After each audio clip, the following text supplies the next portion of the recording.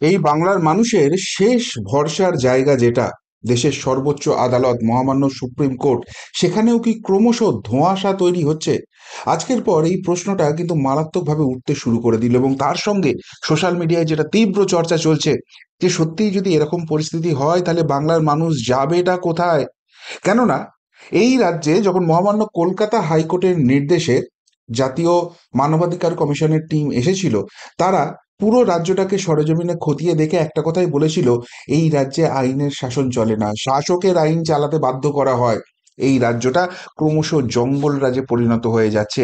এবং তার সঙ্গে এক গুচ্ছ তালিকা দিয়েছিল শাসক দলের নেতাদের, যাদেরকে ক্রিমিনাল গুন্ডা বলা হয়েছিল। তো সেই জায়গা থেকে আমরা দেখেছি যে কেউ প্রতিবাদী হলে, কেউ এই অন্যায়গুলো নিয়ে সোচ্চার হলে, তার কণ্ঠ রোধ করার জন্য কিভাবে পুলিশি জুলুম হয়, কিভাবে পুলিশকে দলদাসে পরিণত করা হয়। আর সেই জায়গা থেকে বাঁচতে গেলে একটাই জায়গা খোলা থাকে, সেটা হচ্ছে মহামান্য আদালত। কিন্তু মহামান্য সুপ্রিম কোর্টে আজকে দুটি মামলা, অত্যন্ত গুরুত্বপূর্ণ মামলা, সেই নিয়ে কিন্তু সকলের দৃষ্টি ছিল। কিন্তু সেখান থেকে কি এলো? এক রাশ হতাশা। দুটি মামলার কথাই এক এক করে বলবো। প্রথমেই যে মামলাটার কথা বলবো সেটা হচ্ছে ডিএ মামলা। আপনারা জানেন যে সেই 2016 সাল থেকে সরকারি কর্মচারীরা, রাজ্য সরকারি কর্মচারীরা এই মামলা নিয়ে লড়ে যাচ্ছে। প্রথমে স্টেট অ্যাডমিনিস্ট্রেটিভ ট্রাইব্যুনাল, সেখান থেকে মহামান্য কলকাতা হাইকোর্ট, সেখান থেকে আবার স্যাট, সেখান থেকে আবার কলকাতা হাইকোর্ট, সেখান থেকে সুপ্রিম কোর্ট, সেখান থেকে মানে একটার পর একটা আদালত, একটার পর একটা বেঞ্চ, কখনো সিঙ্গেল বেঞ্চ, কখনো ডিভিশন বেঞ্চ, একাধিকবার হয়েছে। এবং এই মামলাটায় এখনো অবধি মোট 7 বার 7টা বেঞ্চে 7টা কোর্টে হিয়ারিং হয়েছে, যার মধ্যে রাজ্য সরকার জিতেছিল মাত্র একবার। প্রথমবার স্টেট অ্যাডমিনিস্ট্রেটিভ ট্রাইব্যুনাল বা স্যাট, তারা বলে দিয়েছিল এই ডিএ রাজ্য সরকার যা মনে হবে সেই অনুযায়ী দেবে, কারোর কিছু এটা চাওয়ার ব্যাপার নেই। কিন্তু তারপর মহামান্য কলকাতা হাইকোর্ট থেকে মহামান্য সুপ্রিম কোর্ট সব জায়গায় প্রমাণিত হয়ে গেছে, না, এরকম পিসির বাড়ির আবদার চলবে না, ডিএ দিতে হবে নির্দিষ্ট আইন মেনে। এই ফয়সালা এসে যাওয়ার পরও সুপ্রিম কোর্টে এসএলপি দায়ের হয়েছে, স্পেশাল লিভ পিটিশন দায়ের হয়েছে। সেই মামলা দায়ের হতেই পারে। প্রথম কথা, এরকম সুপ্রিম কোর্ট রায় দিয়ে দিয়েছে, সেই রায়কে বলছে যে এটা ঠিকঠাক হচ্ছে না, আর একবার ভালো করে তোমরা ভেবে দেখো, সেটাকে অ্যাকসেপ্ট করবেই কেন? আচ্ছা, যদি করেও নিল, তাহলে মামলা তো দ্রুত শুনানি করে সেটাকে শেষ করে দিতে হবে। কিন্তু আলটিমেটলি কি দাঁড়ালো? আমরা দেখলাম যে 2022 সাল থেকে এই মামলা সুপ্রিম কোর্টে পেন্ডিং হয়ে পড়ে আছে। হিয়ারিং এর ডেটই পাওয়া যায় না, তারিখ পে তারিখ, 6 মাস, 4 মাস, 3 মাস বাদে বাদে ডেট আসে। এবং সেখানে কখনো এই মামলা এমন সময়ে ওঠে যখন মহামান্য কোর্টের আর শোনার সময় নেই। আবার কখনো এটা যদি টপ অফ দ্য লিস্ট আসে, তখন সেই মামলাটাকে পাশ অন করে দেওয়া হয়। অর্থাৎ সরকার পক্ষের আইনজীবী কোনো একজন গিয়ে বলেন যে এখন আমি অন্য মামলা নিয়ে ব্যস্ত আছি, এটাকে দিনের অমুক সময়ে ফিক্স করুন। এবার সেই সময়ে যখন হয়, তখন অন্য মামলা শুনতে শুনতে এই মামলাটা শুনানিই হয় না। কিন্তু রিসেন্টলি যেটা হয়েছিল, দুজন মহামান্য বিচারপতি এই মামলাটা অত্যন্ত দ্রুততার সঙ্গে শুনছিলেন, এবং এই মামলা প্রায় শেষ হয়ে গেছে। যখন মামলা শেষ হয়ে গেছে, তখন এই রাজ্য সরকারের তরফ থেকে, এই নবান্ন প্রশাসনের তরফ থেকে কপিল সিব্বল পৌঁছে যান, গিয়ে বলেন তার কিছু বক্তব্য রাখার আছে, এবং তিনি মিনিট 15-র জন্য কথা বলতে চান। যেখানে রাজ্য সরকারের তরফ থেকে বলা হয়ে গেছে, সেখানে আবার কেন তাকে অ্যালাউ করা হলো প্রশ্ন উঠছে। কিন্তু যাই হোক, মহামান্য সুপ্রিম কোর্ট সেটাকে অ্যালাউ করলেন। এবং তারপর যেটা পরের দিন শুনানি দিনকে নির্দিষ্ট হলো, কপিল সিব্বলের মনোমতো দিন একটা করা হলো, সেদিনকে গিয়ে বলা হলো যে এখানে বিচারপতি চেঞ্জ হয়ে গেছেন, এবং এখানে নাকি তার এখতিয়ারের মধ্যেই নেই, এই মামলাটা শোনা হবে। আবার মামলা পিছিয়ে গেল, আজকে উঠলো। আজকে কি হলো? আজকে যেটা জানা যাচ্ছে যে মহামান্য বিচারপতিরা বলছেন তারা অন্য মামলা নিয়ে ব্যস্ত আছেন। ফলে ফলে আজকে আর এটার হিয়ারিং করা সম্ভব হচ্ছে না। এবং এই মামলা আবার যখন চাপাচাপি করা হয়, আগামী সোমবার এর হিয়ারিং হবে, এই কথাটা জানানো হলো। কিন্তু মজার কথা, কপিল সিব্বল, রাজ্য সরকারের তরফ থেকে যিনি আইনজীবী আছেন, তিনি প্রথমে বলেছিলেন 15 মিনিট মতো তার লাগবে, 10-15 মিনিটের মধ্যেই তিনি তার বক্তব্য শেষ করে ফেলবেন। হঠাৎ করে আজকে বলেন না, তার 2 দিন সময় লাগবে। অর্থাৎ সামনে সোমবার হিয়ারিং হবে, এবং সেটাকে যদি অ্যালাউ করা হয় 2 দিন তার হবে, আবার পরবর্তীকালে একটা ডেট পড়বে, সেদিনকে হিয়ারিং হবে। এবং তারপর তিনি যদি কোনো আপত্তিকর কথা বলেন, তখন আবার এই রাজ্য সরকারি কর্মচারীদের তরফ থেকে যে আইনজীবীরা আছেন, তারা বক্তব্য রাখবেন। আবার তাদের বক্তব্যের কিছু হলে সেখানে আবার কপিল সিব্বলরা উঠে বলতে শুরু করবেন। এই চলতে থাকবে নাকি?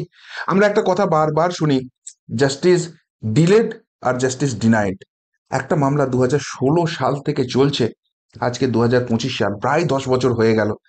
সেই মামলাটা আর কত ডিলে করা হবে? একটা মামলা যার এসএলপি করা হয়েছে, যে এসএলপি অ্যাকসেপ্টেডই হওয়া উচিত নয় বলে অনেকে মনে করছেন, সেইটা 2022 সালে হয়েছে, আজকে 2025 সাল, 3 বছর ধরে চলছে এবং তারিখ পে তারিখের খেলা চলছে। এবং এখানে নির্যাস একটাই আসছে, এটা যত হচ্ছে তাতে সুবিধা পাচ্ছে একটা পক্ষই, সেটা হচ্ছে রাজ্য সরকার, নবান্ন প্রশাসন। তাহলে কোথাও গিয়ে কি সেই সুরক্ষাটা দেওয়ার প্রয়োজন হয়েছে? এই প্রশ্নটাও অনেকে অসহিষ্ণু হয়ে তুলতে শুরু করে দিয়েছেন। মাননীয় বিচার ব্যবস্থার প্রতি আমাদের পূর্ণ সম্মান আছে, পূর্ণ আস্থা আছে, কিন্তু তারপর যখন সত্যিই এত দীর্ঘায়িত হয়, বিচারের বাণী নীরবে নির্ভীতে কাঁদে, তখন প্রশ্ন উঠবেই, মানুষ করবেই, কতক্ষণ আর তারা ধৈর্য রাখবে? এবং সব থেকে মজার কথা, যে বিচারপতিরা এই এই মহামান্য বিচারপতিরা এর বিচার প্রক্রিয়া করছেন, তারাও কিন্তু ডিএ পান। কই, তারা তো এই দীর্ঘ সময়টাই বলছেন না যে ঠিক আছে, এটা নিয়ে যখন প্রশ্ন উঠেছে আমরাও ডিএ নেবো না, যতদিন না এর ফয়সালাটা হচ্ছে।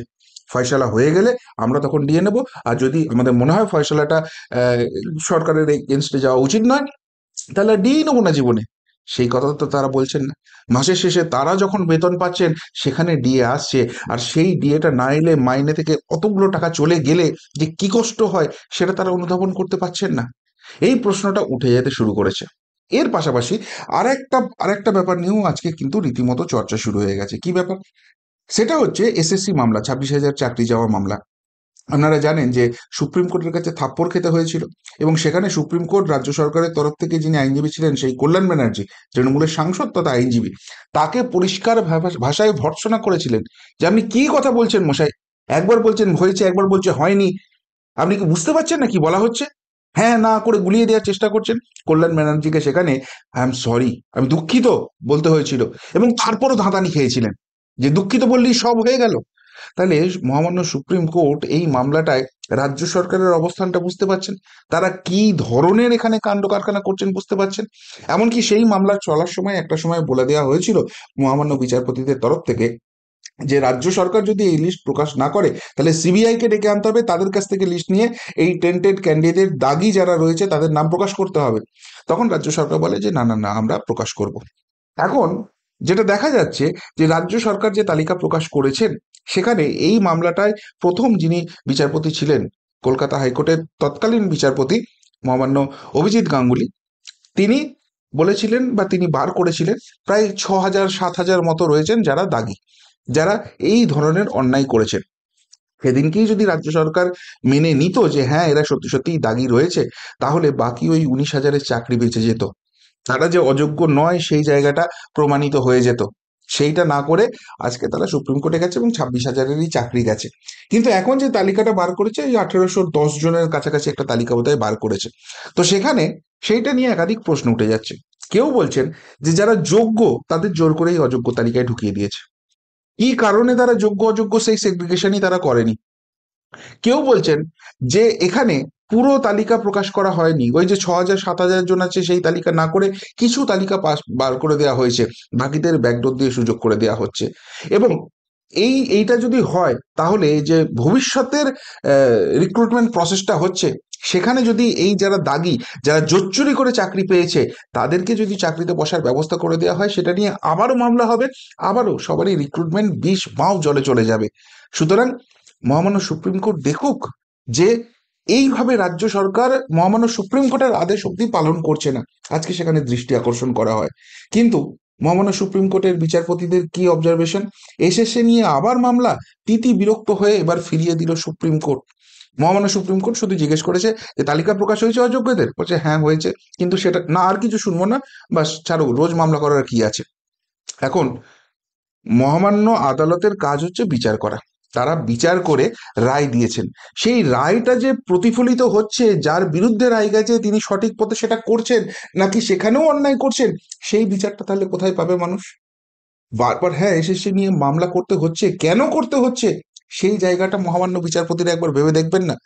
যে যারা অন্যায়টা করছে, যাদের দিকে আঙুল উঠছে, যে রাজ্য সরকার, যে প্রশাসনের জন্য এতগুলো মানুষ তাদের পরিবারের জীবনে অন্ধকার নেমে এলো, তারা এখনো অন্যায় করে চলছে, এবং তার ফলে আগামী দিনে আবার ওদের জীবনে অন্ধকার নেমে আসতে পারে, মানুষ কতখানি অসহায় হয়ে যেতে পারে। তাহলে যারা এই ধরনের কাজ করছে, তাদেরকে একটু কড়া নজরে রাখবে না মহামান্য সুপ্রিম কোর্ট? এটা কি তাদের মধ্যে তাদের বিচার প্রক্রিয়ার অঙ্গ নয়? যদি না করে মানুষগুলো কোথায় যাবে? আর সব থেকে বড় কথা, যারা এরকম 2 নম্বরই করছে বলে প্রশ্ন উঠছে, তাদেরকে যদি মহামান্য সুপ্রিম কোর্ট এটা অবজারভেশনে নিয়ে না আসেন, কড়া শাস্তির ব্যবস্থা না করেন, যদি তাদেরকে এইভাবে অন্যায় করার পরও ছাড় দেওয়া হয়, তারা তো ভবিষ্যতে আরো উৎসাহিত হবে যে ওসব নয়, ঠিক আছে, আমরা এইভাবেই ডিলে করব, আমরা এইভাবেই কথা শুনবো না, বারবার বিভিন্ন মামলা দিয়ে এটাকে ঘোরানোর চেষ্টা করব। তারপর একটা সময় মহামান্য বিচারপতিরা এটা নিয়ে তিতিবিরক্ত হয়ে যাবেন, ছেড়ে দেবেন, এবং আমরা আমাদের মতো অন্যায়টা চালিয়ে যেতে পারবো। এই মেন্টালিটিটা কি এস্টাবলিশ হয়ে যাচ্ছে না? এই প্রশ্নগুলো কিন্তু আজকে উঠে যাচ্ছে। আবারও বলছি, মহামান্য সুপ্রিম কোর্টের প্রতি, মহামান্য বিচারপতিদের প্রতি আমাদের পূর্ণ আস্থা আছে, এবং তাদের কাজের জন্য প্রচন্ড রকমের প্রেশার আছে, আমরা সব কিছু বুঝতে পারি। কিন্তু মুশকিল হচ্ছে, বাংলায় জঙ্গলরাজ চলছে, শাসকের আইন চালানোর চেষ্টা করা হচ্ছে, এটা হিউম্যান রাইটস কমিশন বলে দিচ্ছে। সেই জায়গা থেকে আদালতকে আরো যদি কড়া নজরে বাংলা না থাকে, বাংলার প্রশাসন না থাকে, তাহলে এই মানুষগুলো অসহায় হয়েই থাকবে, এবং তারা যাবেটা কোথায়? এই প্রশ্নটা কিন্তু বারবার বারবার উঠতে শুরু করবে। কি বলবেন মহামান্য সুপ্রিম কোর্টের আজকের এই 2 মামলার যে ঘটনা ঘটলো সেই নিয়ে? যদি কিছু বলার থাকে অবশ্যই কমেন্ট বক্সে কমেন্ট করে জানাবেন। এখনকার মতো এখানেই শেষ করলাম, ফেরত আসছি নতুন প্রতিবেদন নিয়ে খুব তাড়াতাড়ি। ভালো থাকবেন, সাথে থাকবেন, পাশে থাকবেন। নমস্কার।